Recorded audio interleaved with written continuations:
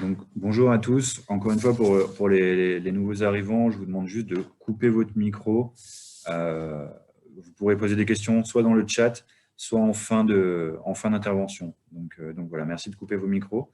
Euh, et je vais laisser la parole à Bernard Buisson pour un mot d'ouverture. Bien, bonjour à tous. Merci,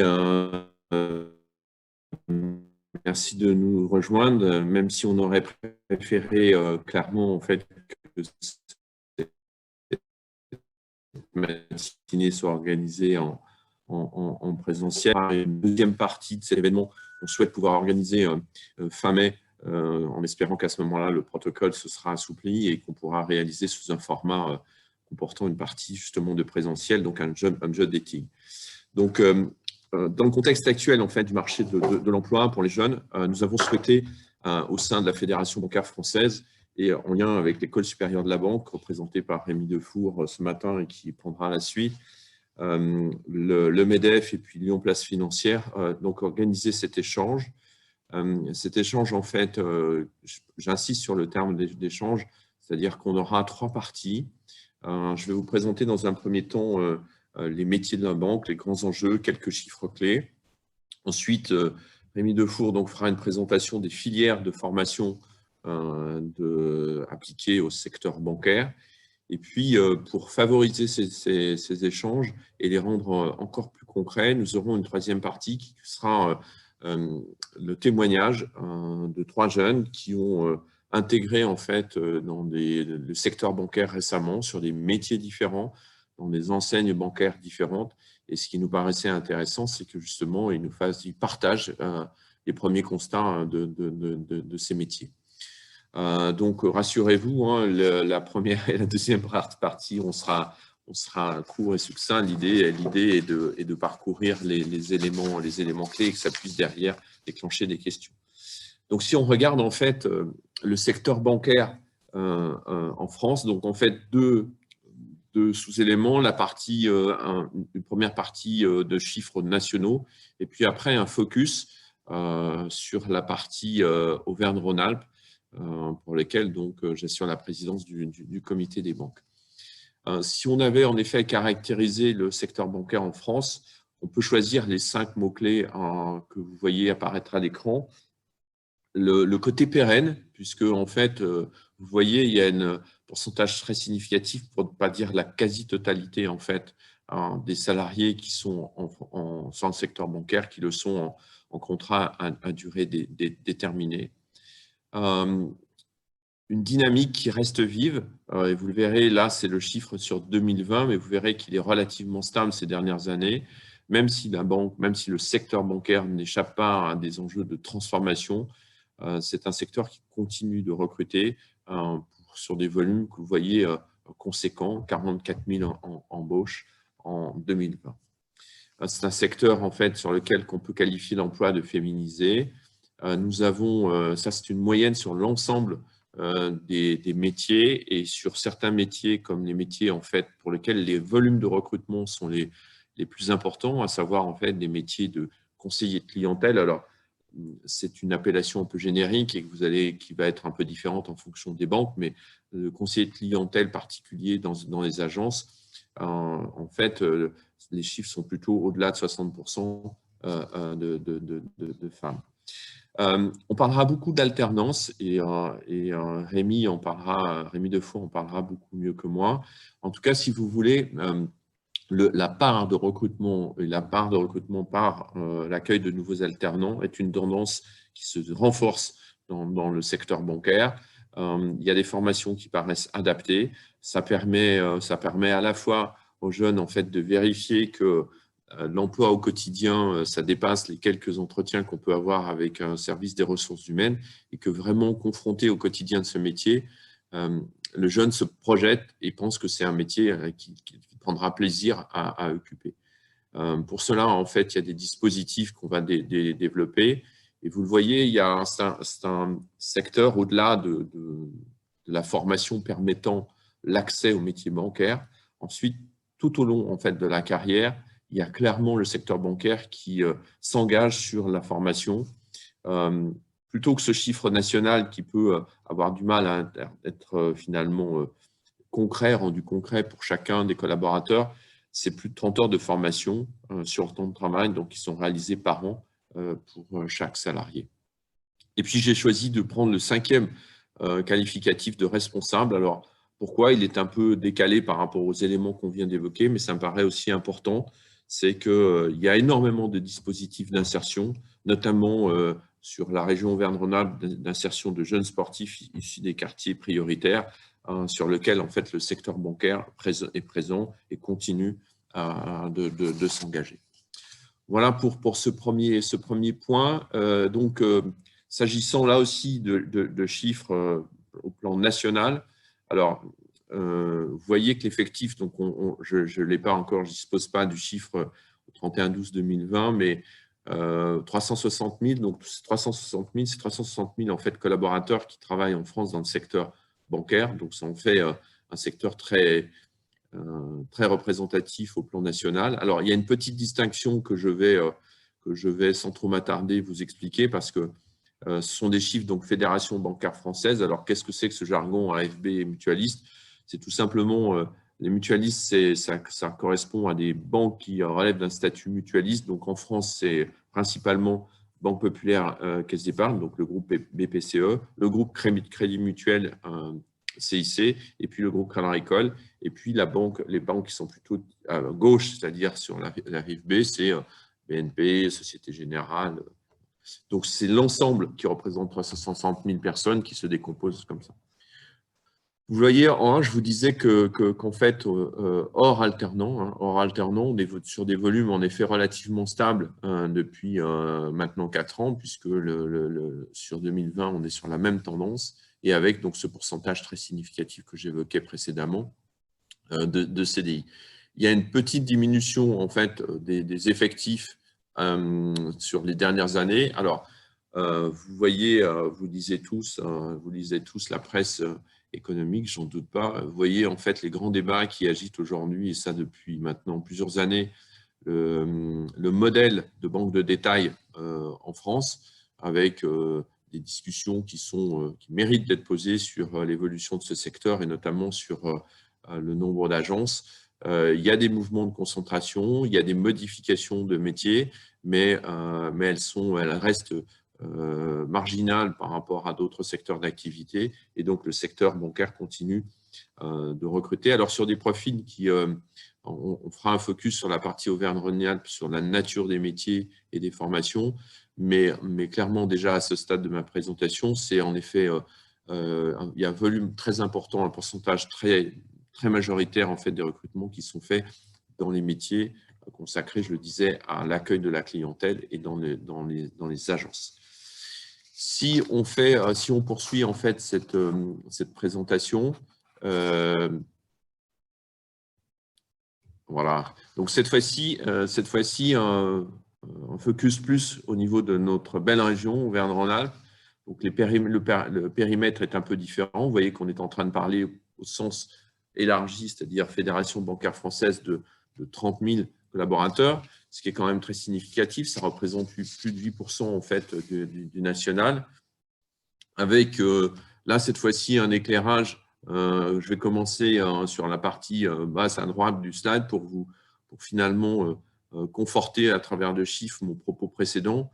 Vous voyez que la partie force de vente, que ce soit sur les métiers et les réseaux destinés à la clientèle de particuliers, à la clientèle d'entreprise, vous voyez que c'est plus de 3/4 en fait de la répartition des effectifs. Ça, c'est la partie, j'ai envie de dire, en stock, en nombre de collaborateurs actuellement dans ces 30 000. Si on regarde en fait sur les recrutements, on est dans ces mêmes tendances, voire un peu au-dessus, c'est-à-dire que les forces de vente représentent aujourd'hui plus de 80% en fait des nouveaux recrutements. Vous avez le traitement des opérations, et donc là, en fait, on est souvent sur des opérations sur des fonctions de back-office, que ce soit sur la partie crédit, que ce soit sur d'autres métiers, puisque globalement, le secteur bancaire, dans la banque de détail en France, se développe beaucoup sur les métiers d'assurance ces dernières années, donc avec aussi des back-office sur la partie assurance ou collecte. Et puis des fonctions support, parce que il y a nécessité, eh bien d'ailleurs, d'abord d'avoir une fonction de ressources humaines, puisqu'on est en train de parler de recrutement. Puis en fonction des organisations des secteurs bancaires, il y a évidemment toutes les fonctions support. Avec des fonctions support, une partie qui se développe ces dernières années, c'est toutes les fonctions en fait qui portent sur la partie audit, contrôle interne, qui prennent un point important lié aux missions et au rôle du régulateur en fait dans cette profession. Donc la répartition femmes-hommes, je l'évoquais, on a clairement en fait une large majorité en fait de recrutements qui sont faits par femmes. C'est un constat, c'est pas une volonté, c'est pas un souhait, c'est clairement en fait c'est clairement en fait le constat qu'on peut faire sur ces recrutements. Et assez vite, vous le voyez, c'est une des spécificités peut-être de ce secteur d'activité, c'est que très vite, on arrive sur des emplois qualifiés avec presque une égalité entre la répartition cadre-technicien. Très vite, que ce soit sur des fonctions d'expertise ou des fonctions de management, responsable d'un point de vente, responsable de centre d'affaires, on a des populations et des postes qui sont positionnés sur des postes d'encadrement. Mais j'insiste sur ce point parce que c'est dans l'évolution souhaitée par des collaborateurs qui intègrent le secteur bancaire, en fait, il y a la possibilité, sans nécessairement passer par la case de management d'équipe, d'évoluer sur des postes d'encadrement dans des fonctions d'expertise, que ce soit sur les métiers d'expertise crédit, que ce soit sur des métiers de chargé d'affaires entreprise ou autre. Ce n'est qu'une illustration, il y a évidemment plein d'autres postes qui relèvent de cette qualification-là. Donc, vous voyez un emploi dans les banques sur la partie Auvergne-Rhône-Alpes qui reste dynamique, attractif, mais clairement et évolutif sur ces fonctions d'encadrement, mais clairement avec une priorité en fait du secteur bancaire aujourd'hui de recruter sur des populations orientées sur des métiers commerciaux.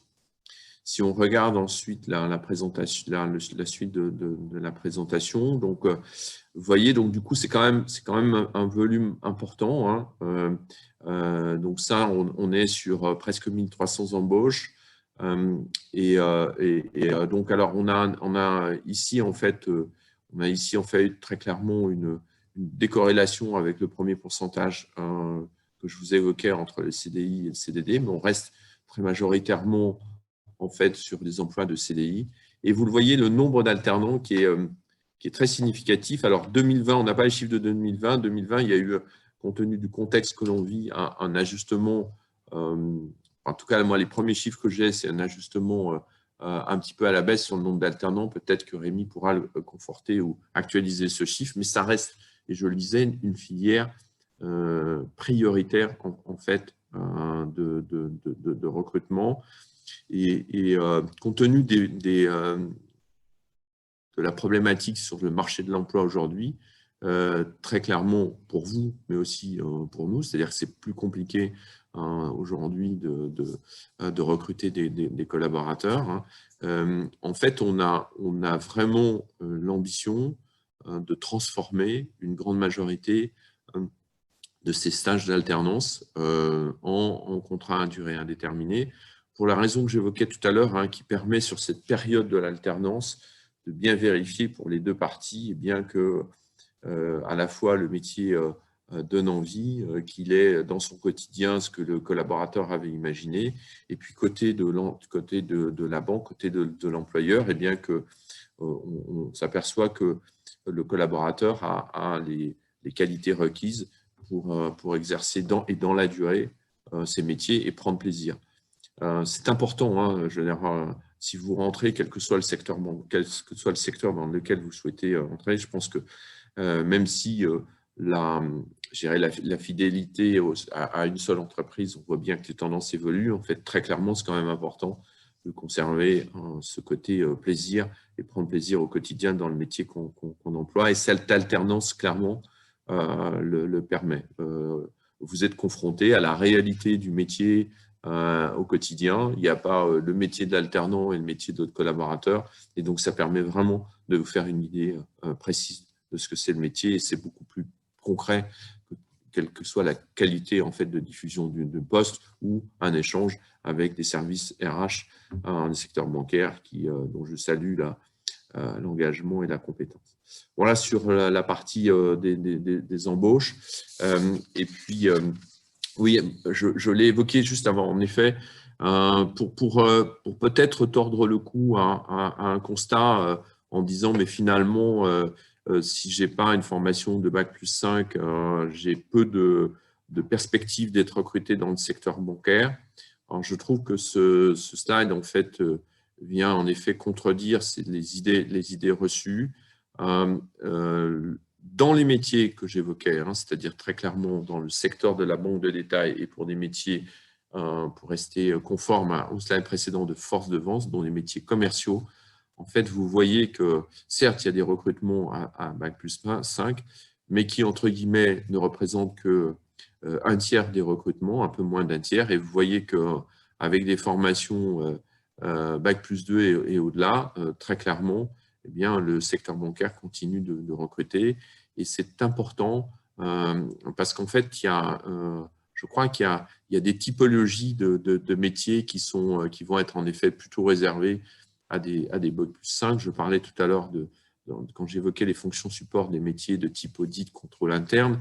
Vous avez aussi certaines banques qui décident de recruter uniquement un Bac+5 sur des métiers destinés à des postes de chargé d'affaires entreprise ou de conseiller banque privée. Mais vous avez aussi des banques qui vont recruter des collaborateurs à Bac+3 sur des métiers qui seront un premier point d'entrée dans le secteur bancaire et leur permettre ensuite d'évoluer avec une formation complémentaire, une formation interne sur ces métiers que je viens d'évoquer. Voilà, et puis je ne reviens pas sur le pourcentage en fait que j'évoquais ici. Ça, c'était le slide précédent pour qu'il n'y ait pas de contradiction avec le slide précédent. Il était au niveau national et il était sur l'ensemble des banques françaises. Vous voyez, en fait, quand on est là sur un prisme régional, vous voyez très clairement la très grande majorité, la concentration en fait des recrutements sur ces métiers force de vente. Voilà donc en quelques minutes ce que je souhaitais vous présenter pour planter un peu le décor sur les recrutements, le secteur bancaire, qu'est-ce que ça représente. Sans plus attendre, je vais laisser la parole à Rémi pour parler en fait de la formation. Et puis, j'espère qu'on pourra revenir au travers des questions que vous nous aurez posées sur des points que vous souhaitez qu'on éclaire. Merci pour votre écoute. Rémi, je te laisse la parole.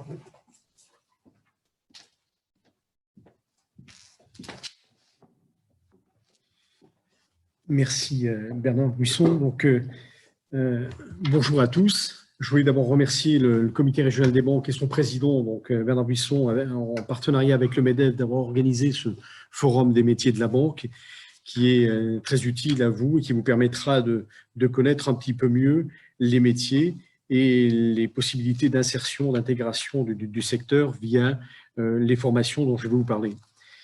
Très rapidement, je me présente, Rémi Defour, donc je suis le délégué de l'École supérieure de la banque, qui était anciennement le centre de formation de la profession bancaire, c'est l'organisme de la branche professionnelle en charge de former des collaborateurs de banques.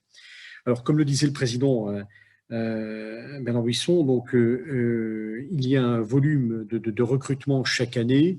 Nous gérons à peu près l'intégration de 5000 apprentis sur le plan national et 500 sur la région Haut-Rhin. Donc, le volume est assez constant. On n'a pas constaté d'attrition sur les recrutements. Le volume, vous verrez, sur les différentes places dont je vous parlerai, est assez constant. Comme le disait Bernard Buisson, donc les taux d'insertion, l'apprentissage est privilégié dans la banque, et les taux d'insertion sont, je trouve, assez exemplaires si on les compare par rapport à d'autres secteurs d'activité. Nous avons un taux d'insertion à Bac+3 qui, en moyenne, sur la région de 80%, mais il faudra enlever 15 à 20% de jeunes qui poursuivent leurs études à l'issue de la licence, c'est au niveau Bac+3. Et sur les masters, le taux d'insertion est proche de 94%. Donc, Voilà, donc, ce qui signifie que lorsqu'une banque recrute un apprenti, si le jeune correspond bien aux attentes de sa hiérarchie, on l'intègre en CDI. Alors, nous avons, sur le plan des formations, je vais simplement vous dire que nous avons la chance sur la région Aura d'avoir un pôle universitaire. Là, je vous parlerai des principales formations. La liste, bien sûr, n'est pas exhaustive, mais je vous parlerai des principales formations. Nous avons la chance d'avoir des pôles universitaires de qualité et d'excellence sur Lyon, avec Lyon 2 et Lyon 3. Alors, le recrutement aujourd'hui est privilégié plutôt à niveau minimum Bac+3, avec des entrées via la licence de banque. Il y avait des recrutements il y a quelques années sur les Bac+2, mais qui ont fortement diminué par le biais des BTS. Mais les banques préfèrent privilégier les licences. Donc sur Lyon, nous avons un partenariat privilégié avec Lyon 2, avec la licence de banque. C'est 60 à 80, suivant les années, collaborateurs intégrés par le biais de cette licence professionnelle de banque, qui intègre l'ensemble des certifications professionnelles qui sont imposées par le régulateur, et une formation vraiment de grande qualité. Il y a également toujours en licence de banque sur Saint-Étienne, avec l'IUT de Saint-Étienne, et sur Clermont-Ferrand avec l'Université d'Auvergne. Donc c'est un programme qui est commun à toutes ces universités, un programme vraiment de qualité qui permet d'optimiser cette insertion. Niveau Bac+5, donc il y a toujours le pôle finance d'excellence donc à Lyon 2 sur le M1 et M2. Donc vous pouvez donc intégrer la banque par le biais du Master 1 et Master 2, avec une option en Master 2 sur le conseiller de clientèle professionnelle PME-PMI et un conseiller patrimonial agence, gestion de patrimoine, donc pour la deuxième année de Master. Voilà, donc là, les taux d'insertion, comme je vous l'ai dit, sont vraiment élevés. Les banques privilégient aujourd'hui ce parcours. Il y a également bien Lyon 3, je vous en parlerai, qui a des formations un peu similaires actuellement en licence et en master. Il y a ce master à Lyon 3 sur un métier un peu différent, sur les fonctions support, c'est le métier de la conformité. Il existe 3 masters en France sur la conformité, avec Paris 1 et 2 sur la région Aura, un à Clermont-Ferrand avec l'Université d'Auvergne et un à Lyon 3 pour former des collaborateurs sur le métier d'audit, contrôle et conformité bancaire. Ça, c'est pour les collaborateurs qui auraient un peu moins d'attirance sur les métiers du commercial. Bon, les recrutements sont beaucoup plus limités, mais c'est une formation d'excellence qui permet d'avoir une connaissance, un spectre des connaissances des métiers de la banque et du secteur bancaire très large. Toujours en master sur le secteur alpin, donc il y a un partenariat avec l'IAE Savoie-Mont-Blanc, l'université de Savoie. Il y a un M1 et M2 à Annecy. Chaque année, les banques ont du mal à trouver des collaborateurs sur ce secteur. C'est un secteur qui est riche, avec la richesse importée de la Suisse. Donc, il y a vraiment de très belles carrières à faire, aussi comme à Lyon, sur le secteur alpin. Et sur Grenoble, il y a un Master 1 et Master 2 gestion de patrimoine qui est ouvert donc, à l'ensemble des collaborateurs. Et à Clermont-Ferrand, nous avons le M2, conseiller de clientèle professionnelle PME-PMI, en lien avec l'Université d'Auvergne. Et également la conformité bancaire dont je vous ai parlé. Voilà, ce sont des formations qui sont aujourd'hui, encore une fois, le programme a été conçu par la profession bancaire en partenariat avec les universités, et à l'issue de ces parcours, encore une fois, on optimise votre insertion professionnelle. Vous allez exercer à l'issue de ces formations un métier, comme le disait le président, un métier utile et passionnant. Utile parce que c'est un métier aujourd'hui qui vous permet donc d'avoir une véritable fonction auprès utile auprès des particuliers, auprès des professionnels, auprès des entreprises. Passionnant parce que c'est un métier où on évolue en permanence. Le métier de banquier évolue constamment. On peut faire de très belles carrières. Voilà, donc il y a la passion est importante. Et puis c'est un métier qui est enrichissant parce qu'on est en contact de particuliers, de professionnels, d'entreprises qui ont chacun leur histoire et vous participez justement à l'aide de ces agents économiques. Oui. On a une question Oui. dans le chat donc de Charles qui me demande, ayant une licence de droit, Oui. si j'intègre la licence de banque assurance, je recommence en 3e année ou en première année? Bon, alors, c'est une très bonne question. Il peut candidater à un master. Encore une fois, les banques ne recrutent pas que des juristes et des économistes. Le spectre, encore une fois, des recrutements recherche des profils et des gens, comment dirais-je, capables d'évoluer, cérébralement bien structurés pour pouvoir justement intégrer ces formations. Et les gens qui sont motivés, qui ont l'envie d'intégrer le secteur bancaire, ils le pourront. Les DRH les accompagneront pour intégrer ces parcours. Donc, ce jeune diplômé de droit peut très bien intégrer aujourd'hui le M1 sur le métier de la gestion de patrimoine ou sur le métier du professionnel dans le pôle universitaire de Lyon. Voilà un peu donc les différents points que je voulais vous aborder avec vous.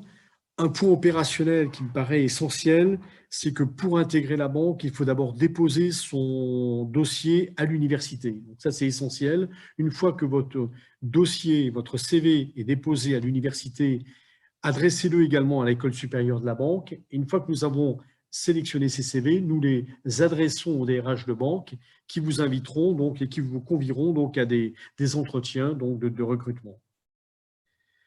Donc voilà, saisissez cette opportunité. Encore une fois, c'est un métier que vous allez faire passionnant, un métier évolutif, un métier dans lequel vous prendrez beaucoup de plaisir, dans lequel vous n'allez pas vous scléroser, vous allez évoluer en permanence et les banques vraiment vous permettront d'évoluer tout au long de votre carrière. Je pense qu'on a de très bons exemples et je pense que les témoignages que nous aurons après de collaborateurs l'attesteront. Un jeune qui entre aujourd'hui par le biais de l'alternance peut faire une très belle évolution de carrière. J'ai des exemples en tête de gens qui ont évolué même à des fonctions de direction 10 à 15 ans après étant passés par ces parcours. Donc, de véritables opportunités, une chance de faire encore une fois un métier utile et passionnant pour ceux qui en ont la volonté, qui peuvent faire preuve également de mobilité géographique, mobilité fonctionnelle, c'est important. Et puis, voilà, la majorité des recrutements, comme le disait le président, s'orientent quand même vers des fonctions commerciales. Il y a aussi des fonctions support au travers de la conformité, mais majoritairement, 80-90% des recrutements se font vers des fonctions, ce qu'on appelle front office, des fonctions commerciales. Merci beaucoup. J'ai une autre question pour vous, oui. De Véronica. Quels sont les taux d'insertion professionnelle des étudiants hors Union européenne? Est-ce que vous avez des étudiants qui sont peut-être d'autres continents est-ce que vous avez une idée? Alors, les banques sont ouvertes à tous les recrutements. Le taux précis, je ne le connais pas, mais sachez qu'il y a des recrutements. Tout à l'heure, le président parlait des banques multis, des banques à réseau. Toutes recrutent effectivement dans la BFI, la banque d'investissement, la banque de détail. Il y a des recrutements en personnes qui viennent de la communauté européenne, mais je n'ai pas précisément les taux d'insertion. Mais ça se fait et ça peut oui, être… au pôle Lyon 2, il y a des étudiants effectivement hors communauté européenne qui intègrent les masters par le biais de stages et après par le biais de l'alternance. D'accord. Et moi, j'ai une question pour aller un peu plus loin. Est-ce que vous avez des métiers dédiés, par exemple, pour un étudiant qui serait aux États-Unis, par exemple, et qui viendrait en France pour faire ses études et pour travailler ensuite en France? Est-ce que vous avez des métiers qui pourraient faire que son expertise des États-Unis pourrait être intéressante, c'est-à-dire d'avoir peut-être des projets tournés vers l'international sur des agences Alors, précisément dans les métiers, je pense tout ce qui gravite autour de la conformité, la compliance. Il y a sans doute des compétences internationales qui peuvent être utiles. Peut-être pas dans la banque de détail, enfin la banque de détail peut-être, mais surtout dans les fonctions support, je pense centrales au niveau national, au niveau régional. Je pense que ces compétences, je laisserai le soin peut-être au DRH de se prononcer, mais en tout cas, ces compétences sont recherchées aujourd'hui, oui, bien entendu. Oui. Merci beaucoup. Je n'ai pas d'autres questions dans le chat. Voilà, est-ce que je ne sais pas s'il y a d'autres remarques. Encore une fois, l'importance de bien déposer son dossier à l'université pour que l'université valide votre parcours. Ensuite, adressez-nous également vos CV pour que nous puissions les adresser ensuite au DRH de banque et bien préparer l'entretien. Également, l'entretien d'embauche, c'est une étape essentielle. Il y a 3 étapes en fait, que vous avez à franchir quand vous voulez intégrer la banque. La première, c'est l'entretien d'embauche. On peut vous aider, appelez-nous, on vous aidera sur le fond et la forme, sur vos CV. D'ailleurs, vous verrez que il y a des conseils qui vous seront donnés pour la rédaction et la préparation de ces entretiens. La deuxième étape, c'est l'obtention du diplôme. Tout est réuni à l'université et à l'école supérieure de la banque pour que vous réussissiez votre diplôme. La marche la plus haute à franchir aujourd'hui pour un jeune collaborateur, un jeune apprenti, c'est s'insérer dans la banque, répondre aux exigences d'un hiérarchique qui vit dans un environnement réglementaire très, très prégnant, dans un contexte business que l'on connaît, un peu tendu. Donc, ils ont besoin, ces gens-là, d'avoir des collaborateurs impliqués, des collaborateurs qui font preuve de dynamisme et d'implication.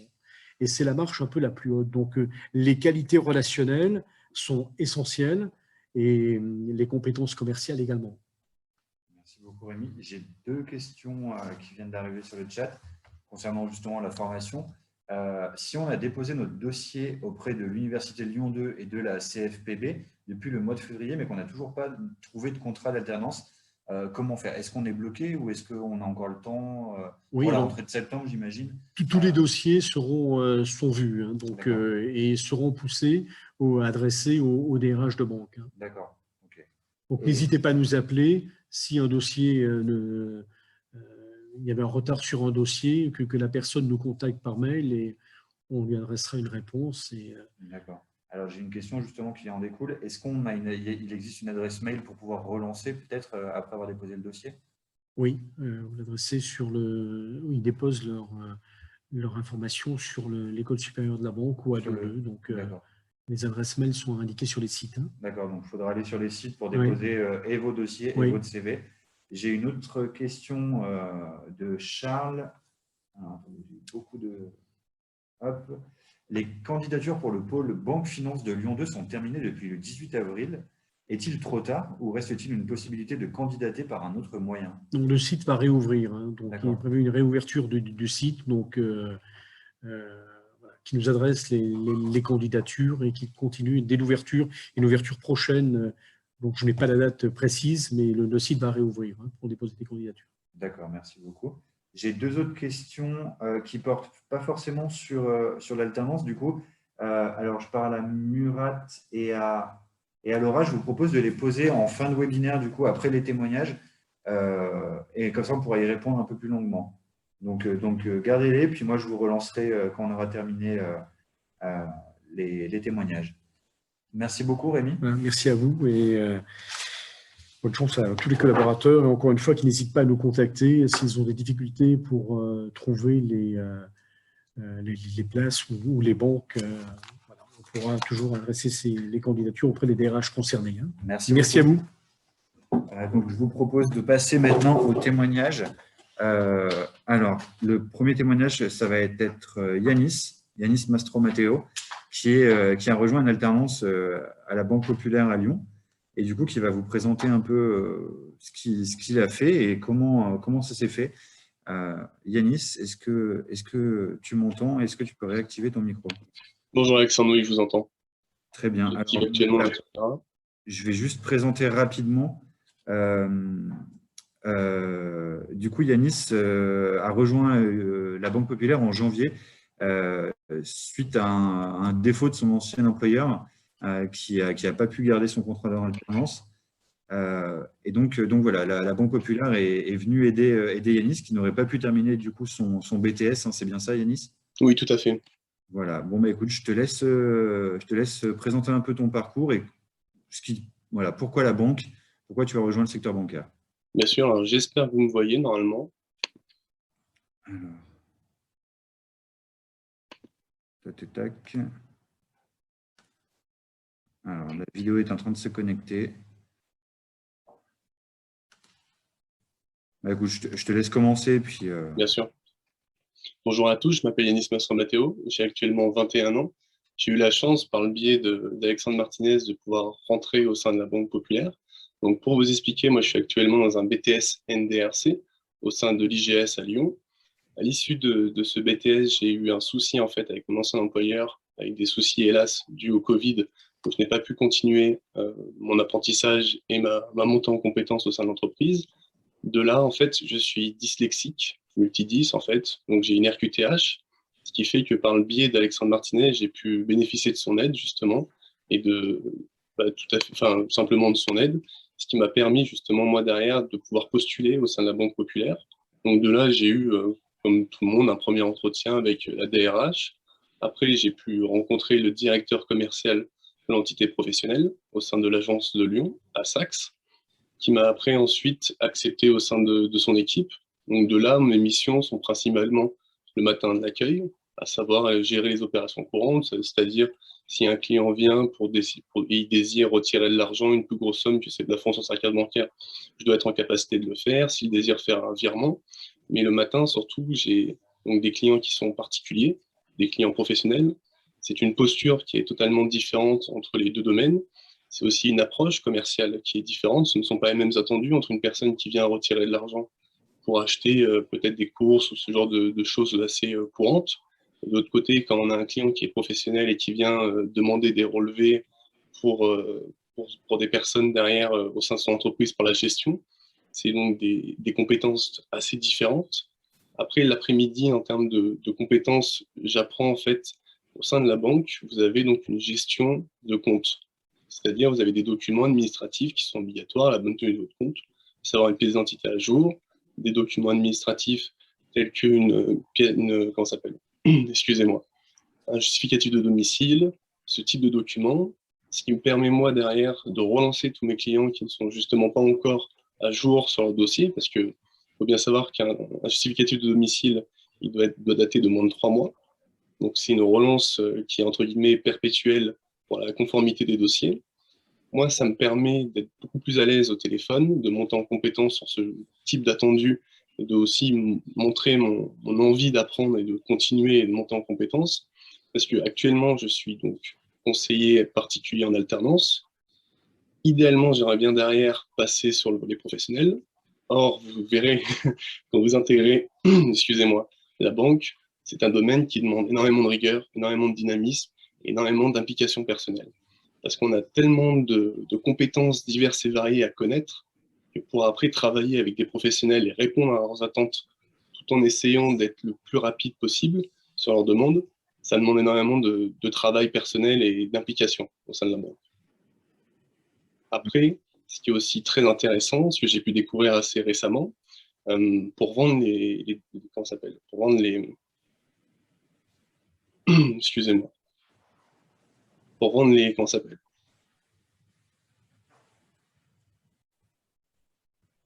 j'ai oublié le mot, je suis navré.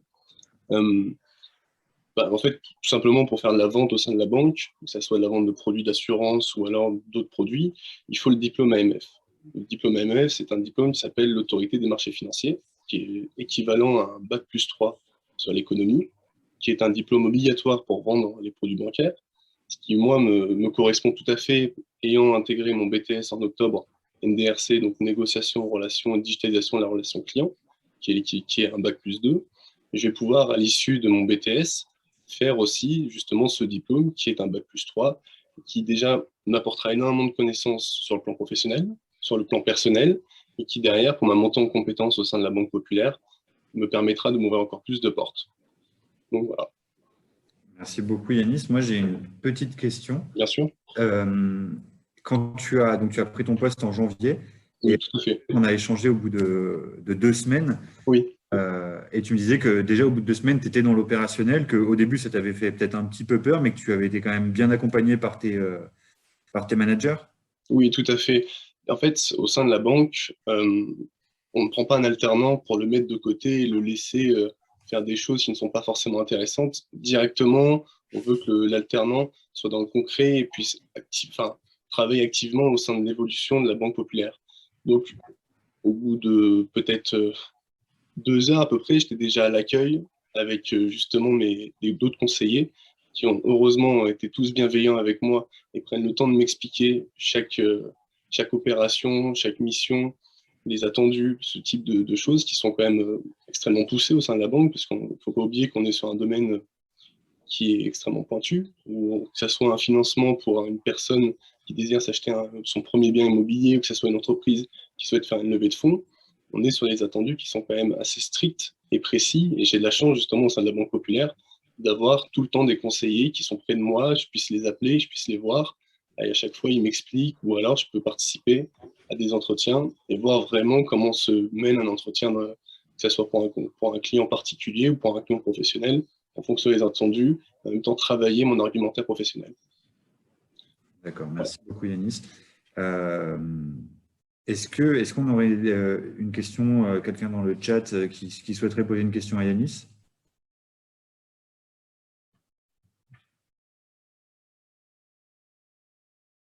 Alors moi, je vais en avoir une autre. Du coup, tu es arrivé un peu par hasard, j'ai envie de dire, sur les métiers de la banque. Est-ce que du coup, ta vision a changé? Comment maintenant tu perçois ce métier de conseiller client, justement? Oui, tout à fait. Alors, avant de reprendre mes études, j'avais initié des projets d'entreprise. J'avais tout de suite été heurté par le besoin de financement. De là était venue l'idée de la banque, mais c'est vrai que, ayant commencé un BTS NDRC, c'est un BTS qui est quand même beaucoup plus large. Je ne connaissais pas forcément les attendus de la banque et vraiment de vivre de l'intérieur le domaine bancaire. C'est vrai que j'avais quelques appréhensions, mais rapidement, j'ai vu que ce métier-là est extrêmement diversifié et vous apporte tellement de compétences, que ce soit sur le volet professionnel ou même personnel, sur des informations, comment, par exemple, si un jour je souhaite m'acheter un bien, comment se monte un dossier immobilier, comment assurer un véhicule, ce type de mission, c'est vrai que je ne les connaissais absolument pas. Et au final, j'ai appris avec beaucoup de joie et beaucoup d'envie tous ces métiers-là et toutes ces petites compétences qui sont différentes, mais qui sont nécessaires à la poursuite et à la réussite d'un conseiller particulier. Merci beaucoup. J'ai deux petites questions pour toi. Bien sûr. Alors, la première, c'est on me demande si tu fais bien ton BTS dans un lycée à Lyon. Donc oui, c'est à l'IGS de Lyon, hein, Tout à fait. BTS. Et la deuxième, comment se passe le recrutement? Et la question qui est sous-entendue, c'est qu'attendent les agences de nous, étudiants? Alors, pour ma part, je pense que déjà une certaine connaissance du domaine bancaire. Alors, on ne m'a pas posé de questions extrêmement poussées au sein de la banque.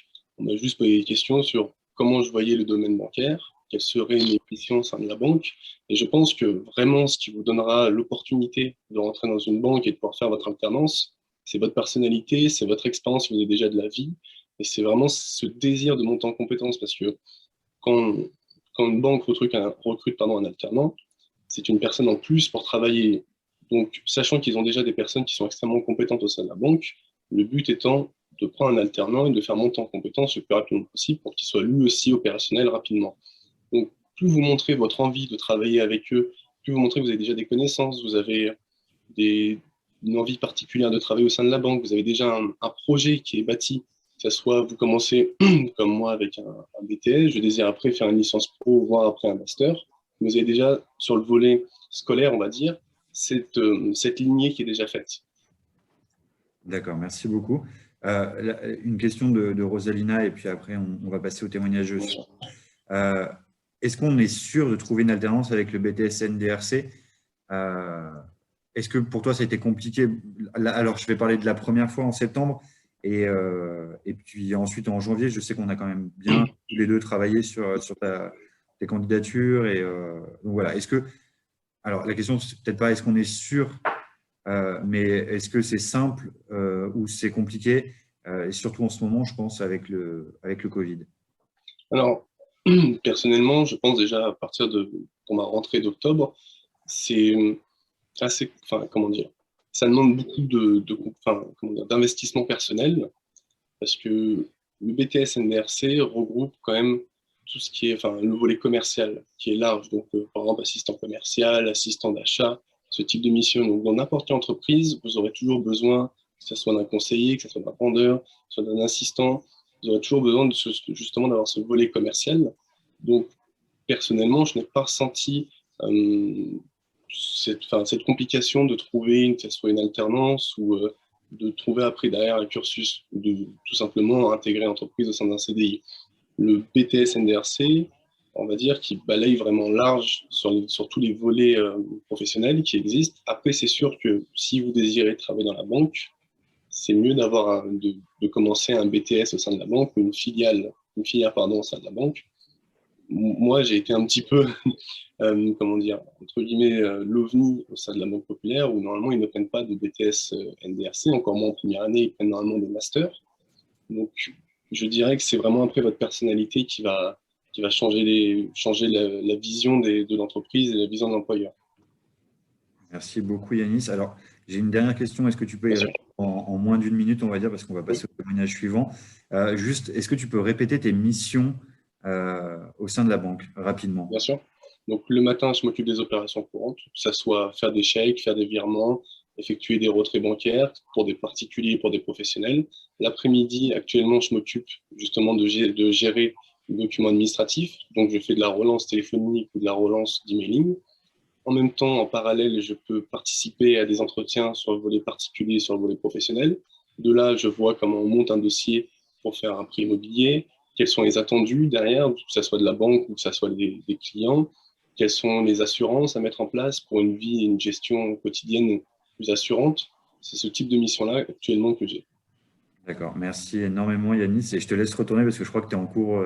Effectivement.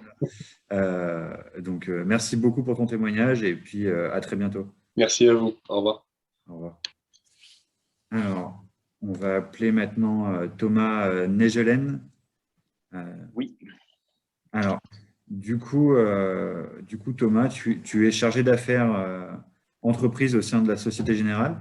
En C'est ça. quoi consiste ce métier et comment tu es venu, tu es rentré à la Société Générale, s'il te plaît? Alors, pour mon parcours scolaire, j'ai fait un bac économique et social. Après, je me suis orienté vers une licence éco-gestion avec une spécificité en finance d'entreprise. À la suite, je suis parti faire un master 1 finance d'entreprise classique, hein, avec pas d'option particulière. Et pour finir mon master, mon bac plus 5, je me suis orienté vers du droit bancaire et financier qui se fait sur Lyon au sein de l'IDEA. Dans toute ma formation, je fais bien sûr un bout tout ce qui est de la comptabilité, des bases financières, des bases fiscales, qui est très important dans mon métier actuel. Et sur ma dernière année, j'ai choisi de me spécifier dans tout ce qui était les bases juridiques qui me manquaient, tout ce qui était droit des affaires, droit des sociétés, conformité bancaire, tout ce qui était introduction en bourse, tout ce qui est juridique que je n'avais pas approfondi dans mes autres parcours scolaires.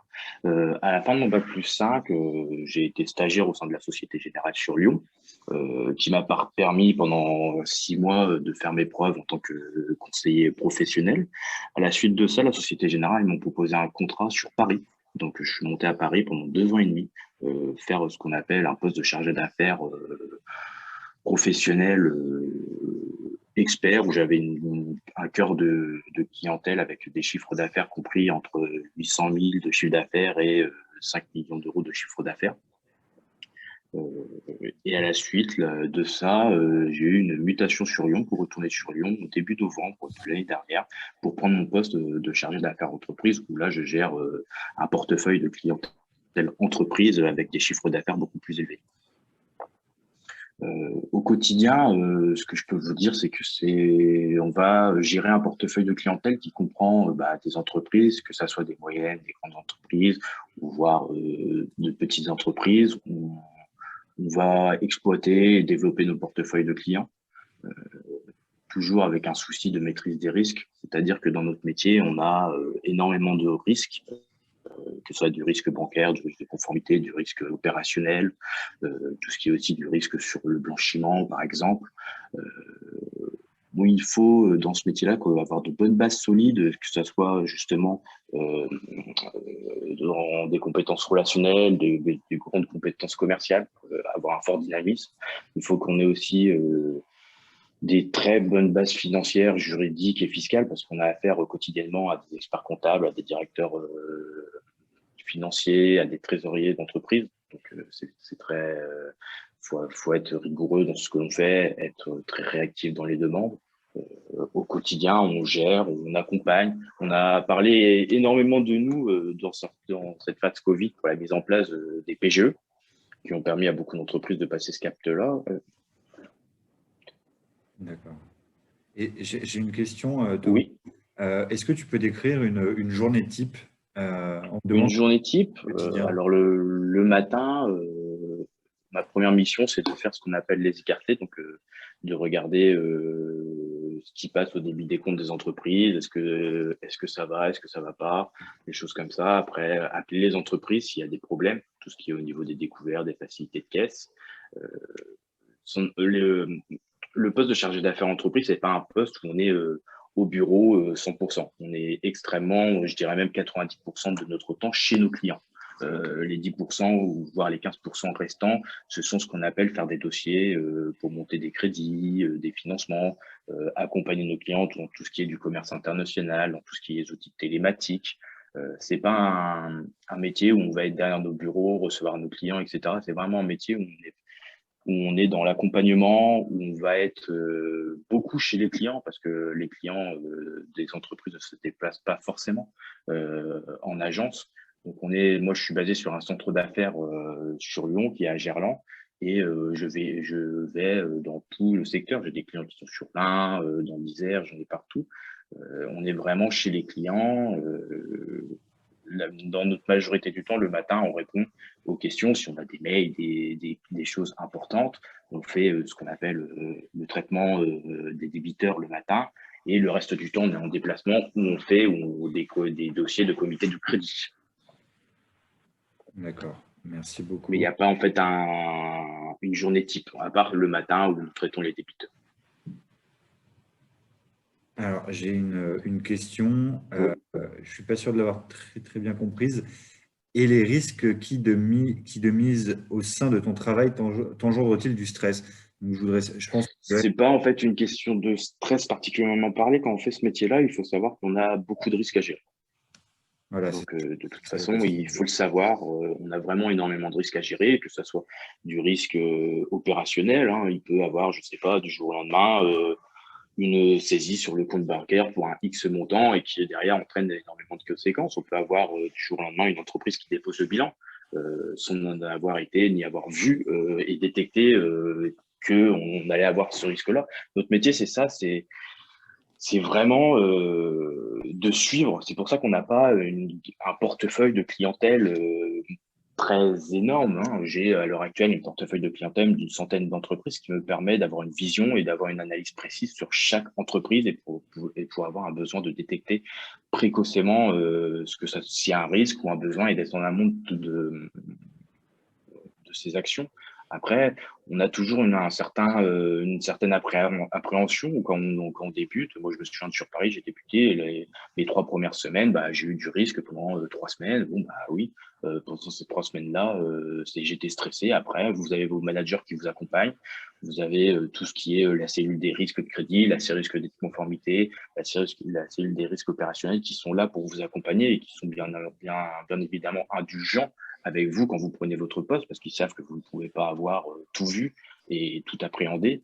Donc ça, c'est vraiment un point fort et on n'est pas mis de côté, on n'est pas mis lancé dedans comme ça, on est vraiment accompagné, structuré parce que c'est vraiment des métiers importants. D'accord. J'ai une question qui va nous faire revenir un petit peu en arrière. Comment tu as fait pour trouver ton stage? Est-ce que tu as candidaté de manière spontanée? Est-ce que tu as eu, grâce à ton réseau Alors, comment j'ai trouvé mon stage? C'était grâce à mon réseau, oui, on peut dire ça.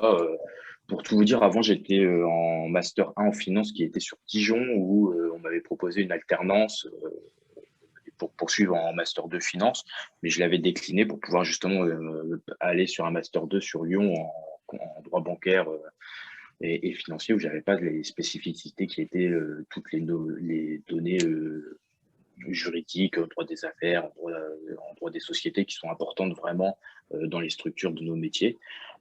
À la suite de ça, j'avais un réseau en place où, parce que avec Lyon, avec l'IDEA où j'ai fait mon Master 2, nos CV étaient poussés dans différentes structures bancaires. pour choisir, c'est simple, hein. J'ai eu plusieurs entretiens et j'ai choisi vraiment la banque qui, pour moi, et le poste, ma mission était celle qui allait où j'allais pouvoir m'épanouir le plus. D'accord. J'ai une autre question. Oui. Tu peux y répondre. Quelle est la différence entre le secteur bancaire et les assurances? Dans le secteur bancaire, les assurances, après, maintenant, de nos jours, on est une banque assurance, hein. Donc, on fait aussi bien de la banque et de l'assurance que dans le secteur assurance, vont clairement se concentrer sur des produits d'assurance. À l'heure actuelle, moi, je n'ai jamais fait de particulier, mais à l'heure actuelle, les conseillers particuliers font du bancaire et ont une gamme de produits assurance à vendre au quotidien. Il n'y a pas vraiment de différence à ce type-là. D'accord, merci beaucoup Thomas. Euh, Est-ce que tu veux peut-être voilà, terminer, dire un petit mot pour des jeunes qui souhaiteraient, pourquoi pas, Pour les jeunes, oui, bien sûr. Alors, ce que je peux vous conseiller vraiment, c'est que faut que vous ayez un bagage solide avec des fortes connaissances dans le domaine financier, juridique et fiscal, parce que comme je vous le dis, on a affaire à notre quotidien à des chefs d'entreprise. Et quand c'est pas les chefs d'entreprise, il y a des directeurs financiers, des trésoriers, des experts comptables. Donc, on ne peut pas y aller sans avoir un bagage, etc. Il faut avoir vraiment un fort dynamisme et un fort relationnel et une envie commerciale. C'est très important dans nos métiers parce que on est toujours sur le terrain. Il faut bien sûr que l'on développe notre portefeuille client, hein. Donc, on est obligé de faire des actions de prospection, des choses comme ça, pour pouvoir développer notre portefeuille. Mais c'est un métier très enrichissant où on apprend beaucoup. Dans le secteur de la banque, c'est vrai que c'est un secteur où on peut faire beaucoup de choses. Vous voyez, moi, en 3 ans, j'ai fait pro et maintenant, je suis dans l'entreprise et peut-être que 3 ans, je ferai vraiment quelque chose. C'est un métier enrichissant qui va vous permettre de pas faire toute votre vie la même chose, d'avoir différentes carrières au sein de la même entreprise. C'est ça qui est vraiment intéressant, c'est que vous allez pouvoir passer sur des postes de pro, d'entreprise, de manager, des postes de back-office, beaucoup de choses qui vont vous permettre de vous épanouir et d'avoir vraiment tout au long de votre carrière une recherche intellectuelle parce que toutes les semaines, tous les mois, il y a des nouvelles réglementations que je dois assimiler, apprendre. C'est vraiment très instructif et très intéressant. D'accord, merci énormément Thomas. Pas de souci. Je vais laisser la parole à Justine Thibault. Oui, bonjour. Alors, bonjour Justine. Du coup, Justine, conseillère accueil, référente associative au sein du Crédit Mutuel. Est-ce que voilà, tu peux peut-être te présenter et nous raconter un peu ton parcours? Ok, donc du coup pour ma part c'est Justine Thibault. J'ai tout simplement commencé mon parcours par un BTS banque, comme bien souvent, où j'ai pu effectuer plusieurs stages dans plusieurs banques, notamment la Société Générale, le Crédit Agricole et puis ensuite le Crédit Mutuel où actuellement je travaille. J'ai pu ensuite faire une licence professionnelle banque en lien du coup avec le CFPB et Lyon 2, toujours en alternance avec le Crédit Mutuel. Par la suite, j'ai été embauchée par le Crédit Mutuel tout de suite après mon alternance, tout de suite après la fin de ma licence, tout simplement. Aujourd'hui, du coup, je suis conseillère accueil en formation pour être conseillère clientèle. Donc, comme il est noté, je suis référente associative puisque du coup, 50% de mon temps, je m'occupe des associations et 50% de mon temps, je m'occupe d'un portefeuille de clients particuliers, tout simplement, où je traite différents domaines, comme j'ai pu voir, tout ce qui est assurance et niveau bancaire. Voilà. D'accord. Et du coup, en quoi consiste donc bah, c'est génial. On a vu le premier témoignage qui était un conseiller plutôt orienté client, le second plutôt entreprise. Du coup, en quoi consiste la partie référente associative? C'est que tu accompagnes les assos dans leur budget, dans leurs dépenses. Alors, c'est un peu ça. Alors, pour ce qui concerne les associations, au Crédit Mutuel, du coup, on a un référent associatif à peu près dans chaque caisse de Crédit Mutuel, du coup, qu'on appelle agence bancaire dans d'autres banques. Nous, c'est une caisse. Donc, en effet, on a un référent associatif. Donc, tout simplement, on suit en fait des clients associatifs comme des clients particuliers, avec leurs particularités, parce que ce sont des personnes morales et non des personnes physiques. Donc, ça rejoint un peu le côté professionnel, ce qui est intéressant pour des perspectives d'évolution. En effet, on s'occupe voilà, de tout ce qui est bilan, parce que voilà, il y a certains bilans, de tout ce qui est administratif pour les associations, notamment étudiantes, puisque c'est le cas sur mon agence. Du coup, on les accompagne dans beaucoup de démarches et notamment pour tout ce qui est côté bancaire, comme toujours. D'accord. Voilà. Est-ce que, pareil, du coup, donc tu en as un petit peu parlé, mais est-ce que tu peux nous décrire une journée type sur ton poste et voilà, nous décrire un peu ce que tu sais faire et comment tu l'as développé? Alors, du coup, une journée type, tout simplement, elle commence par tout simplement le matin. On s'occupe de tout ce qui est débiteur pour notre part. On commence dans ce sens-là. La matinée s'articule plutôt au niveau administratif, répondre à nos mails, préparer notre journée, puisqu'il est important de préparer notre journée. Et ensuite, s'articule tout simplement alors, dans mon agence, enfin, dans ma caisse de crédit mutuel, ça se passe comme ça. On tourne tout le monde au niveau du guichet. Donc, on a des matinées sur certains jours où on peut être au guichet, en effet, pour soulager voilà, toute la personne qui s'occupe de l'administratif de l'agence. Et puis, généralement, voilà, la plupart de notre temps en rendez-vous, tout simplement par différents types de rendez-vous qu'on peut aborder, tout ce qui est crédit immobilier, tout ce qui est assurance, puisqu'on est en effet des banques assurances également, comme j'ai pu l'entendre juste auparavant. On fait beaucoup de choses du bilan bonne d'épargne, voilà, beaucoup de domaines qu'on aborde voilà, au sein de notre journée. La journée se ressemble jamais vraiment. La matinée commence toujours à peu près pareil pour traiter voilà, tout ce qui est débiteur, tout ce qui est mail, organiser notre journée. Et ensuite, la journée change tout le temps. C'est ce que j'aime également dans ce métier, c'est que du coup, on n'a jamais le même type de journée. Voilà. D'accord. Et du coup, moi, ma question, ce serait comment enfin, vois-tu tes perspectives d'évolution? On a eu Thomas avant qui nous expliquait que voilà, ce qui est intéressant pour lui dans la banque, c'est de pouvoir changer de poste et évoluer en interne. Est-ce que tu ressens ça aussi, toi? Oui, alors moi justement, avant de me lancer dans la banque, ça a été des grandes réflexions puisque ce qui me freinait, c'est que j'avais peur, en effet, de ne pas pouvoir évoluer, de rester uniquement sur de l'approche conseiller clientèle pure, vraiment que sur du front office, puisque c'est comme ça qu'on le nomme, vraiment uniquement basé en agence, etc. Moi, aujourd'hui, je suis en formation. Après, alors j'ai quitté la licence avec le CFPB en fin août 2019 et j'ai été embauchée immédiatement dans le suivi de mon alternance. Et en fait, j'avais vraiment peur d'être cantonnée à un seul métier. Et en fait, pas du tout. Et il y a beaucoup de formations au sein du milieu bancaire. Et notamment, on a beaucoup de perspectives d'évolution. On a beaucoup de branches différentes. Comme je disais, on a le front office, on a tout ce qui est back office. Et chaque banque a plusieurs filiales qui fait qu'on on a une grande palette de métiers qui est surtout très diversifiée puisque aujourd'hui, en effet, moi, ça fait 2 ans qu'en effet, j'ai quitté la licence, 2 ans que j'ai quitté mes études, que je les ai terminées, et j'avais peur d'être cantonnée, en effet, qu'à ce front office, que le fait d'être en agence, mais c'est pas du tout le cas.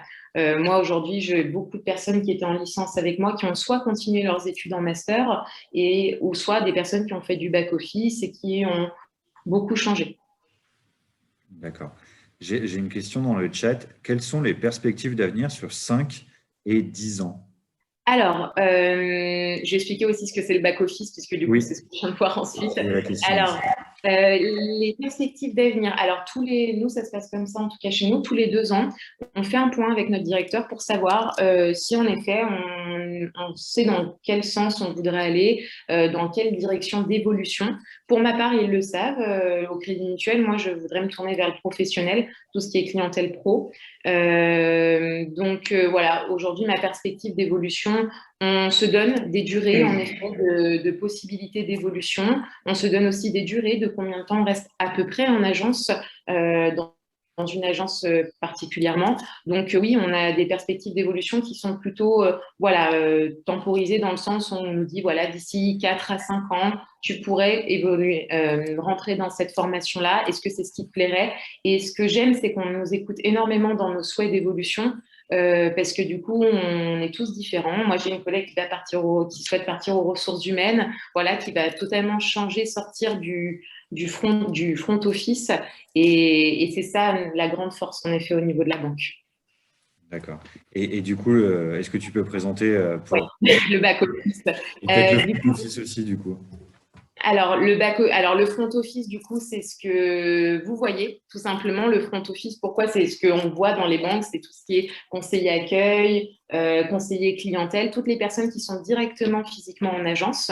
Le back office, ce sont des personnes qu'on ne voit pas. Donc, pourquoi le mot back office? Puisqu'ils sont plus en arrière, qui sont plutôt au siège, dans des structures, en tout cas, par exemple, pour tout ce qui est back office en crédit immobilier. Ce sont des personnes qui vont uniquement s'occuper de crédit immobilier, nous aider, nous accompagner, nous, le front office. Voilà comment le back office, je leur présente, c'est selon différents services qui peuvent nous accompagner, nous, le front office, de ce que nous, on met en application.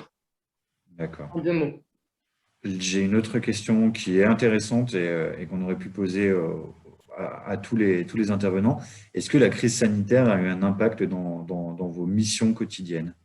Alors oui et non, puisque le tout premier confinement en mars 2020, étant donné que c'était totalement inédit, ça a eu un énorme impact. Bon, pour tout le monde, de toute façon, la vie, entre guillemets, s'est clairement arrêtée. Dans notre quotidien, aujourd'hui, moins, puisque du coup, on a des outils de digitalisation qui sont beaucoup mis en avant. Aujourd'hui, on fait beaucoup de rendez-vous en visio, notamment, ce qui nous permet quand même de garder un contact physique avec nos clients, mais également de partager par exemple, ce qu'on souhaite montrer sur notre écran, ce qu'on ne peut pas faire en rendez-vous téléphonique. Donc aujourd'hui, ça n'a plus vraiment d'impact, puisqu'on peut quand même toujours garder un lien avec nos clients au niveau de ça. D'accord, merci. En tout cas, on s'est développé pour qu'il n'y ait le moins d'impact possible. Il y a une question qui était super intéressante que je peux juste répondre parce que moi, mon conjoint est au Crédit Mutuel également. Et oui, en effet, avec un BTS Assurance, moi, personnellement, c'est ce que mon conjoint a fait. Il a fait un BTS Assurance et ensuite a intégré une licence Pro Banque, la même que celle que j'ai pu faire tout simplement avec le CFPB. Et en effet, comme disait M. Defour, on n'est pas cantonné à un spectre uniquement de domaine bancaire, de BTS banque pure. On peut faire plein de choses finalement. D'accord. Alors, je vais en profiter parce que j'avais une autre question sur l'assurance. Il faut que je la retrouve. Donc, BTS Assurance, c'est celle à laquelle on vient de répondre. Et oui, donc, celle juste au-dessus. J'ai un BTS support. Alors, oui, non, ce n'est pas l'assurance. J'ai un BTS support à l'action managériale, assistant manager. Est-il possible d'intégrer le secteur bancaire? Je fais actuellement un stage de 8 semaines dans un cabinet d'assurance Allianz. Alors, je ne connais pas du tout le BTS support assistant manager. Après, étant donné que tu as fait un cabinet d'assurance Allianz, moi, j'ai envie de dire c'est très vaste en tout cas. Beaucoup de choses et rentrer dans une licence Pro Banque. Après, M. Defour pourra peut-être mieux te répondre que moi. Mais en tout cas, en termes de BTS, moi, j'ai connu énormément de monde dans ma licence qui n'ont pas fait spécifiquement un BTS banque ou un BTS assurance. Il y a des personnes qui venaient de licences, de licences de droit, de licences d'autres licences, de licences ressources humaines. Moi, j'ai connu beaucoup de monde qui faisait d'autres types de BTS ou de licences première année, deuxième année, avant de rentrer en licence pro. Donc, toutes ces formations vous permettront d'accéder au secteur bancaire. C'est avant tout une motivation, une application. Si vous affichez de belle qualité, de solide qualité relationnelle, une formation de base, les DRH étudieront votre candidature. D'accord. Merci beaucoup. Justine, j'ai une autre question. Oui. Pour évoluer vers le métier de chargé conseiller professionnel, est-ce que la formation va se faire en interne? Oui, tout à fait, au Crédit Mutuel. Alors moi, je parle que du Crédit Mutuel parce que voilà, c'est la banque où je suis actuellement. En effet, on fait des formations en interne, on a des centres de formation. Aujourd'hui, la preuve est, mon statut est conseillère accueil, mais je suis en formation pour être conseillère clientèle des particuliers. Donc, ensuite, tout simplement, la suite logique de la chose, c'est qu'une fois ma formation de conseillère clientèle, je passerai chargée particulier, pardon, et ensuite une formation en interne, tout simplement, pour devenir chargée pro se présentera quand l'évolution le permettra et que l'expérience sera là aussi, puisqu'il est important d'avoir de l'expérience pour pouvoir évoluer correctement. Oui, d'accord. Merci beaucoup, Justine. Alors, comme je l'ai proposé à Thomas, est-ce que tu aurais un mot pour des jeunes qui voudraient rejoindre ces métiers du secteur bancaire? Alors oui, en effet, moi personnellement, je vais vraiment parler de mon ressenti à moi. Au départ, moi je voulais un métier en lien avec l'humain, tout simplement, mais en fait il y a beaucoup de métiers qui sont en lien avec l'humain, mais j'étais aussi attirée par tout ce qui était économie et tout simplement, voilà, je me suis renseignée sur des forums de métiers, je suis tombée voilà, sur un BTS Banque qui m'a tout expliqué et c'est comme ça que ça m'a plu. Aujourd'hui, la banque, il faut vraiment pas avoir peur parce que moi, c'était vraiment ma plus grande peur, c'est de se cantonner qu'à un seul métier. Aujourd'hui, vous allez pouvoir faire plein de choses et surtout, vous allez pouvoir vous éclater. C'est vraiment hyper important. Moi, personnellement, c'était un métier que je recherchais, que je ne voulais pas m'ennuyer. Aujourd'hui, je ne m'ennuie pas, mes journées ne se ressemblent pas, clairement. Et il ne faut pas avoir peur de se lancer dans la banque. C'est vraiment un chouette métier. Vous allez faire plein de choses, notamment si vous êtes des personnes investies, volontaires. Moi, personnellement, ma licence, ça a été vraiment l'accomplissement surtout en alternance, c'est vraiment hyper important dans ce type de métier. J'ai pu voir plein de choses.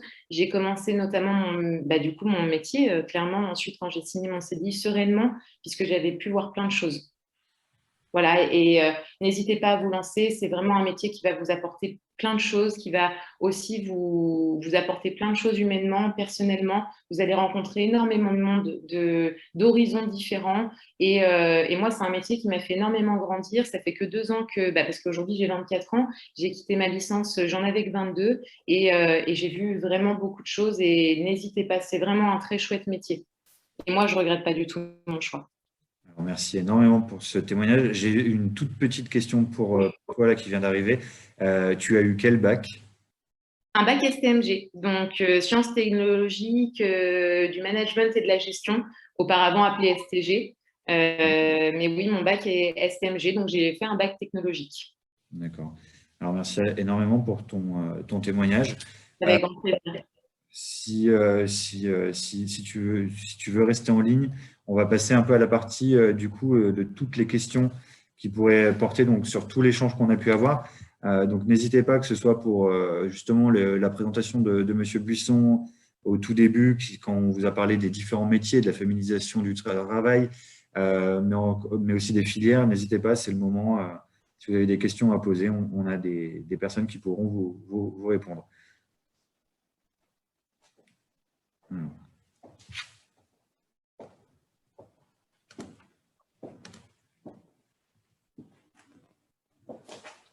Donc, tout à l'heure, j'ai vu des questions sur notamment où envoyer son CV ou sur quelle plateforme. Donc, c'est le site de l'École supérieure de la banque sur lequel vous pouvez avoir accès. Éventuellement, je pourrais vous transmettre les liens pour les personnes intéressées. Oui, c'est important dans le mode opératoire. Il y a une procédure à suivre. Il faut déposer son dossier à l'université et également à l'École supérieure de la banque pour que nous puissions collecter vos informations et les adresser au DRH de banque. D'accord. Donc, c'est important de le faire sur les deux plateformes. Oui, exactement. D'accord. Alors, je ne vois pas forcément de questions arriver, donc n'hésitez pas. Hein. Puis là, ça peut être pour Lyon 2, oui, pour l'université Lyon 2. Lyon 2, Lyon 3, l'université d'Auvergne, le secteur alpin. Voilà. OK. Est-ce qu'il faut passer par la plateforme e-candidat? Oui, vous pouvez déposer sur e-candidat, effectivement, et ça vous permettra, mais également passer par la plateforme universitaire. Hein, d'accord, donc par les deux, vraiment passer par les deux. Oui, absolument. Donc voilà, est-ce qu'on a d'autres questions qui pourraient vous intéresser? Vous pouvez aussi la poser en ouvrant votre micro, hein, si vous voulez. Là, c'est le moment d'échange. Donc, vous avez Rémi, Bernard, vous avez aussi Thomas et Justine, je crois, qui est encore connecté, qui peuvent y répondre.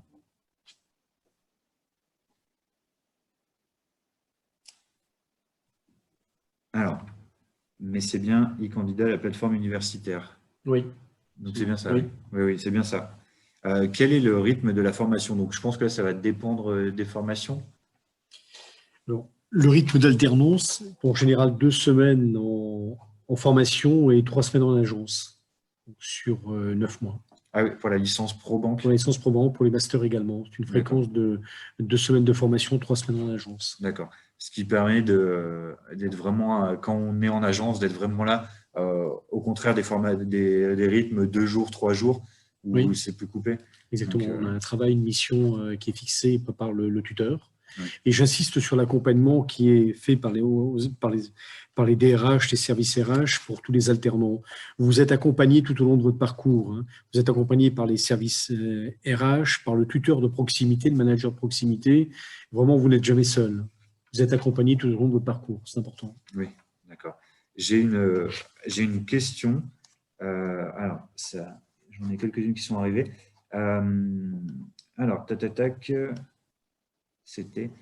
Mais si ah oui, donc on est obligé de déposer notre dossier à Lyon 3 en plus de Lyon 2? Non, vous choisissez Lyon 2, Lyon Selon la 3, ou formation déposez choisie. aux 2, voilà, exactement. Et l'autre question, alors ça bouge un petit peu sur le chat. Mais si la. Ah non, j'ai une personne qui a dit qu'elle avait déjà déposé son dossier, qu'elle avait participé à un job dating, Oui. mais qu'elle n'avait toujours pas d'entreprise. Quels sont ses recours? Peut-être faire des candidatures spontanées ou, Elle n'a pas eu encore le retour de la banque? Voilà, elle n'a pas encore eu de contrat, enfin de proposition. Oui, alors les banques, il faut un temps quand même, laisser le temps un peu au DRH également de sélectionner les candidatures, de faire le bilan des entretiens, et ensuite une réponse lui sera donnée. Si elle n'avait pas de réponse dans les 15 jours, qu'elle nous rappelle et on pourra lui dire où en est son dossier et l'orienter vers d'autres établissements bancaires si besoin. D'accord. J'ai une autre question. On me dit que la clôture des candidatures pour le master de Lyon 2, est-ce qu'il est trop tard ou est-ce que ça va être réouvert? C'est ce que vous Non, ça va être réouvert. Le site va être réouvert. D'accord. Oui. Et une autre question, j'ai vu que vous étiez en partenariat avec Lyon 3 pour le master, mais pas pour la licence pro Banque Assurance Finance de l'IAE Lyon 3.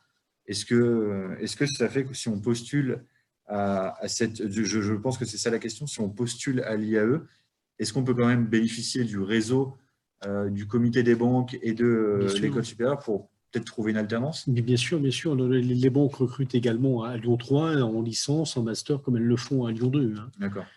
J'avais parlé plutôt de la conformité à Lyon 3, mais effectivement, il existe les mêmes formations en alternance. Hein. D'accord. J'ai une autre question qui est très intéressante pour vous deux. Je ne sais pas qui pourra y répondre. Aidez-vous également les étudiants dans la recherche de logement? On a une personne qui habite à Besançon qui aimerait intégrer une formation, j'imagine, dans le Rhône.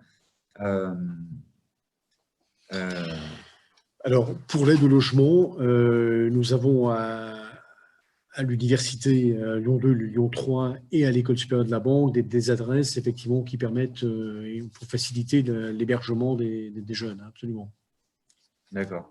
Qui nous contactent à l'école supérieure de la banque. Il y a une personne qui s'appelle Barbara Tebno chez nous qui va pouvoir aider les étudiants, les futurs collaborateurs de banque à se loger sur Lyon. D'accord. Ok, merci beaucoup.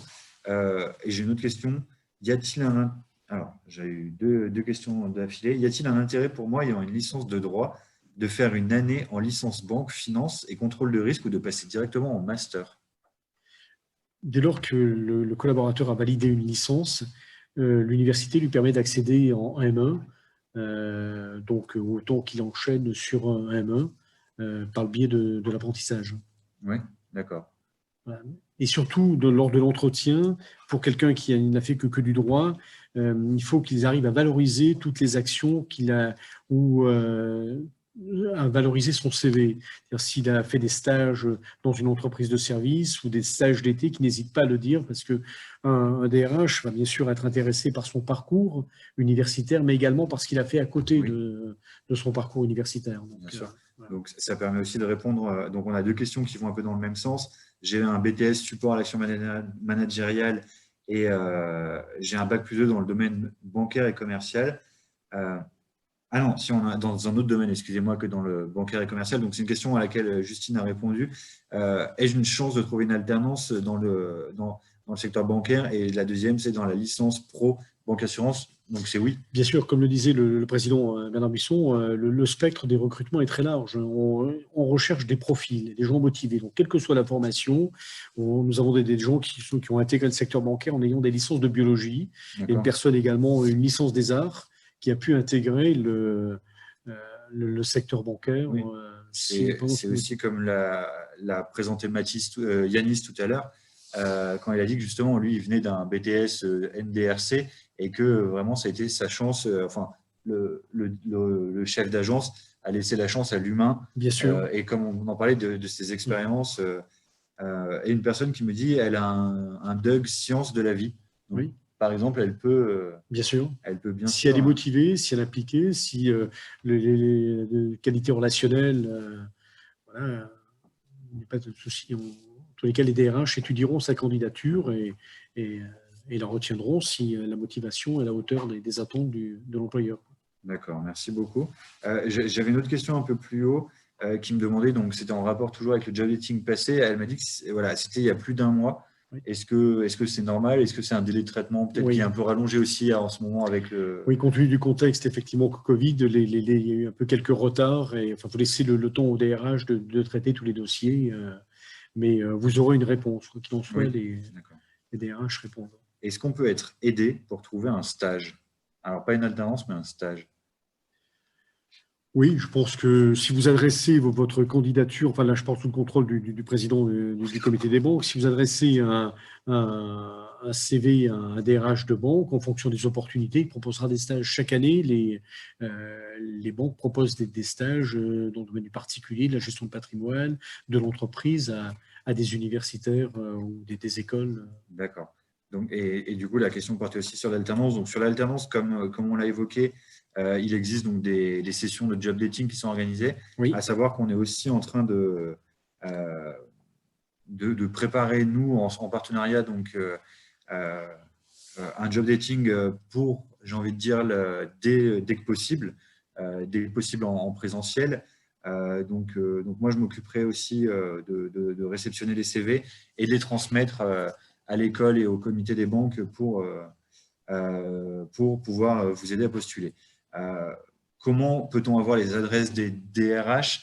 Là, j'imagine que c'est plus par des candidatures spontanées, si vous voulez, les adresses mail, peut-être plus par des candidatures spontanées sur les sites peut-être aussi. Une fois que le dossier est déposé à l'université et à l'école supérieure de la banque, nous avons un vivier donc, de CV et les CV sont adressés directement au RH. En fonction des besoins. Et sachez que toutes les candidatures sont poussées au RH de banque. D'accord. Donc voilà, les questions sur les job dating, tout ça, je pense qu'il faut aussi se rendre sur les sites du comité des banques, de l'école, pour avoir les dates, pour avoir les informations. Oui, et puis chaque banque également a son propre site également, où vous pouvez aussi déposer des candidatures. Hein, donc, bien sûr. D'accord. Écoutez, je vois qu'on est plutôt dans les temps. Je vais laisser la parole. Donc, si vous avez encore des questions, n'hésitez pas à les poser dans le chat et Bernard Buisson essaiera d'y répondre. Et si jamais on ne trouvera pas d'alternance, comment devrons-nous faire? Si à échéance, pas d'alternance sont trouvées. En fait, clairement, je pense que vous l'avez compris au travers de la présentation et des réponses de Rémi, il y a une vraie volonté.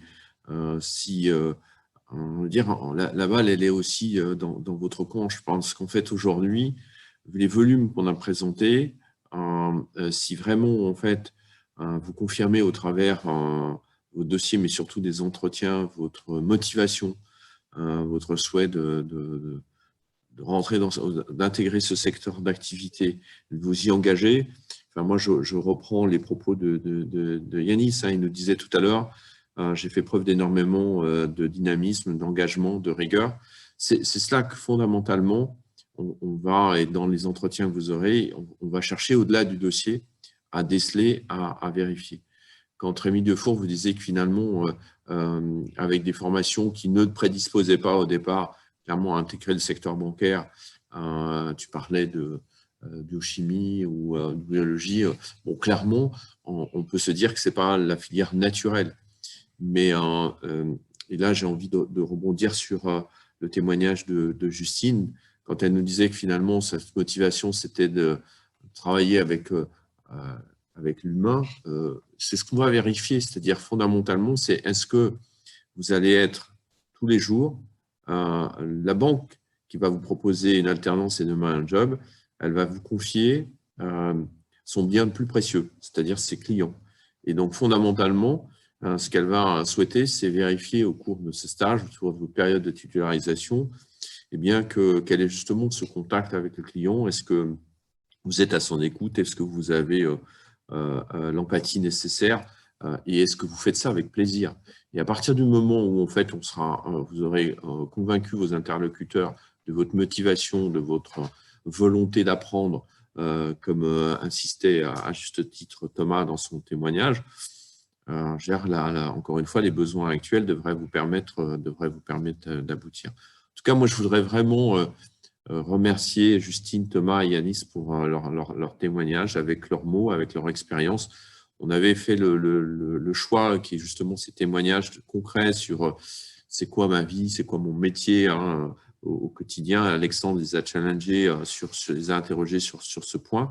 Ça vous permet de vous rendre compte, en effet, de c'est quoi ce quotidien sur des métiers qu'on a choisis volontairement différents.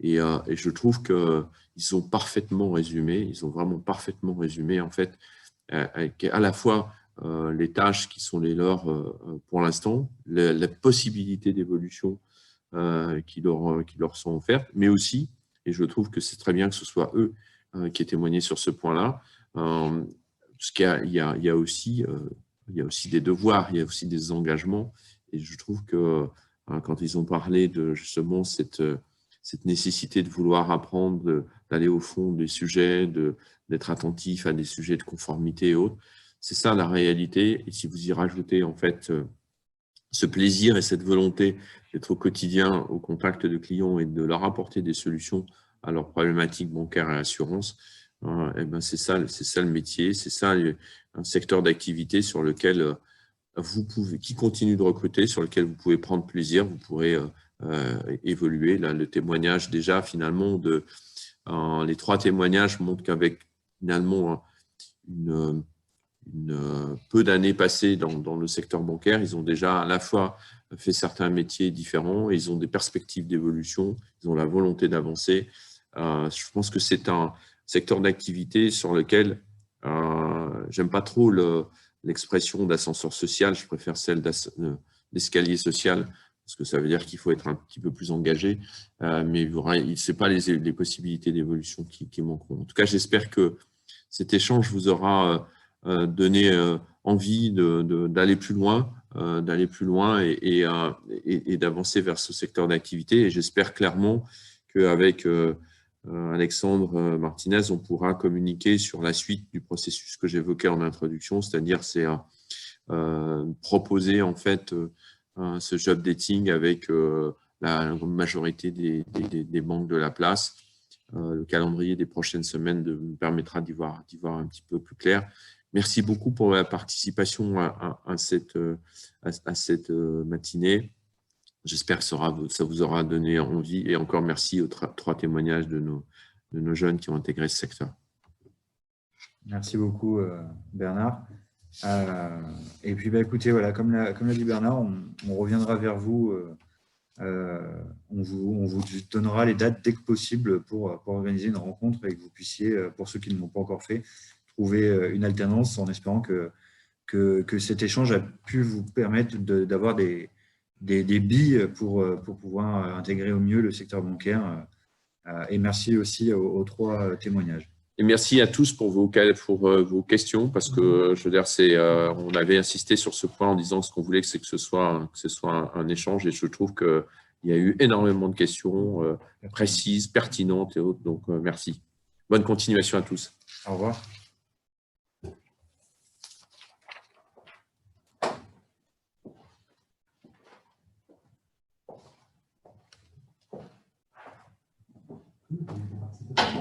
courage. C'est